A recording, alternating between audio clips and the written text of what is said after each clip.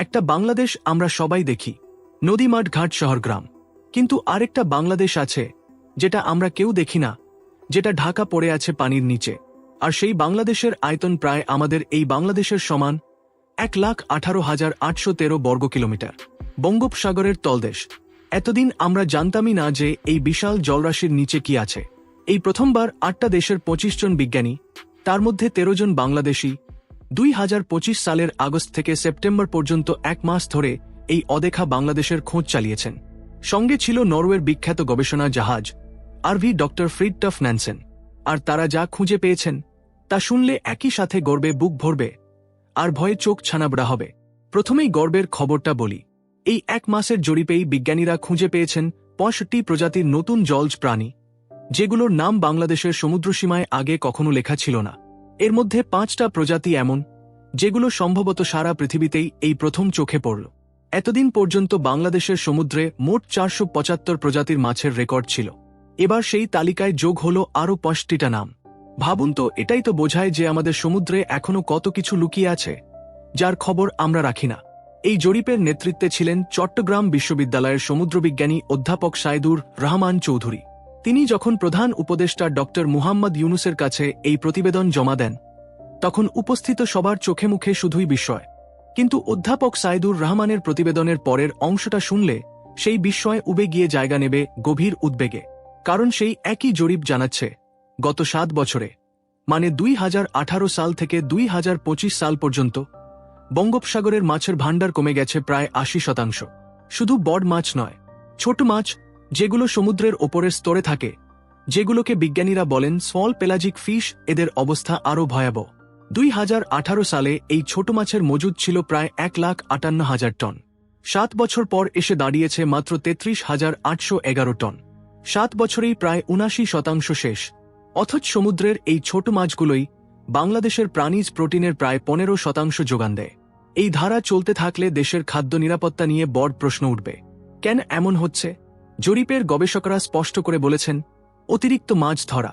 কিন্তু শুধু সাধারণ অতিরিক্ত মাছ ধরা নয়, একটা বিশেষ পদ্ধতি আছে যাকে বলে সোনার ভিত্তিক টার্গেটেড ফিশিং। ধরুন, সমুদ্রের তলায় বড় বড় মাছের ঝাঁক আছে। সোনার প্রযুক্তি দিয়ে সেই ঝাঁকের সঠিক অবস্থান চিহ্নিত করে বিশাল বিশাল জাল ফেলা হয় একেবারে তলায়, যেখানে সবচেয়ে বড় মাছগুলো থাকে। এই পদ্ধতি গভীর সমুদ্রের ট্রলার মালিকদের তো লাভ দেয়, কিন্তু যারা অগভীর জলে ছোটখাটো নৌকা নিয়ে মাছ ধরেন, তাদের কপালে জোটে শুধু খালি জাল। বাংলাদেশের গভীর সমুদ্রে এখন প্রায় 270 থেকে 280টি বড় ট্রলার নিয়মিত মাছ ধরে। তার মধ্যে প্রায় 70টা ট্রলার এই সোনার প্রযুক্তি ব্যবহার করছে। মৎস্য ও প্রাণী সম্পদ উপদেষ্টা ফরিদা আক্তার একদম স্পষ্ট করে বলেছেন, যদি এইভাবে টার্গেটেড ফিশিং চলতে থাকে, তাহলে বঙ্গোপসাগর একদিন পুরো মাছশূন্য হয়ে যাওয়ার আশঙ্কা আছে। সরকার সোনার ভিত্তিক মাছ ধরার বিষয়ে একটা সিদ্ধান্ত নেবে বলে তিনি জানিয়েছেন। এটা শুধু মাছের সংখ্যা কমে যাওয়ার খবর নয়, এটা একটা পরিবেশগত ভারসাম্য নষ্ট হওয়ার বড় সংকেত। কিভাবে?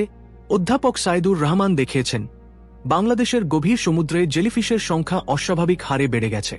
স্বাভাবিক অবস্থায় বড় মাছেরা জেলিফিশ খেয়ে এদের সংখ্যা নিয়ন্ত্রণে রাখে, কিন্তু যখন সেই বড় মাছগুলোই ধরা পড়ে যাচ্ছে, তখন জেলিফিশের আর কোনো শত্রু থাকছে না। দলে দলে তারা ছড়িয়ে পড়ছে। বিজ্ঞানীরা বলেন, এটাই বাস্তুতন্ত্রের ভারসাম্য নষ্টের সবচেয়ে বড় লক্ষণ। আর এই পুরো চিত্রটার মধ্যে আরেকটা খবর আছে, যা শুনলে সত্যিই বুক কেঁপে ওঠে। 2000 মিটার গভীরে, যেখানে কোনোদিন কোনো মানুষের চোখ যায়নি, সেই গভীর সমুদ্রের তলদেশেও পাওয়া গেছে প্লাস্টিক বর্জ্য। 2000 মিটার। ভেবে দেখুন তো, আমরা যেখানে দাঁড়িয়ে আছি, তার নিচে 2.5 কিলোমিটার গভীরে অন্ধকার সমুদ্রের তলায় আমাদের ফেলে দেওয়া প্লাস্টিক জমা হচ্ছে। অধ্যাপক সাইদুর রহমান বলেছেন, এটা চরম উদ্বেগের বিষয়। প্লাস্টিক আর শুধু সৈকতে বা নদীর মোহনায় আটকে নেই, সেটা পৌঁছে গেছে এমন জায়গায় যেখানে আলো পর্যন্ত যায় না। এখন প্রশ্ন হচ্ছে, আমাদের এই অদেখা বাংলাদেশের কি হবে? সম্পূর্ণটাই কি অন্ধকার? মোটেও না। জরিপে আরও 2টো জরুরি জিনিস ধরা পড়েছে। প্রথমটা হল টুনা মাছ।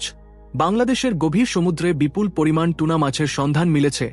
শুধু বড় মাছ নয়, লার্ভাও পাওয়া গেছে। এর মানে টুনা মাছ এখানে শুধু ঘুরতে আসে না, এখানেই বংশবিস্তার করে।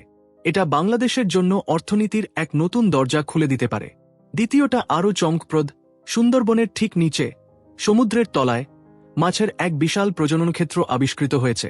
এটা যেন সুন্দরবনের বুকের নিচে লুকিয়ে থাকা এক মাছের কারখানা। সরকার ইতিমধ্যেই এই নার্সারি এলাকা সংরক্ষণের নির্দেশ জারি করেছে। আর ঠিক এই জায়গাটাতেই এসে মনে পড়ে যায় প্রধান উপদেষ্টা ডক্টর মুহাম্মদ ইউনুসের কথাটা। তিনি বলেছেন, আমাদের সমুদ্র এলাকা প্রায় আমাদের স্থলভাগের সমান, কিন্তু আমরা সেটার সঠিক ব্যবহারই করতে পারিনি। এমনকি সেখানে কি আছে তার পুরো হিসেবও জানি না। জাপান, ইন্দোনেশিয়া আর মালদ্বীপের সাথে যৌথ গবেষণার কথা বলেছেন তিনি। আর জানিয়েছেন, ব্রিটেনের রাজকীয় নৌবাহিনী তাদের HMS এন্টারপ্রাইজ নামের একটি জাহাজ বাংলাদেশ নৌবাহিনীকে দিচ্ছে, যা সমুদ্রের তলদেশের নিখুঁত মানচিত্র তৈরি করবে। একই খবরে একসাথে এত কিছু, এত বড় আবিষ্কার, এত বড় ধ্বংস। একই সমুদ্র বলছে, আমার ভেতর এত জীবন যা তোমরা কল্পনাও করতে পারোনি।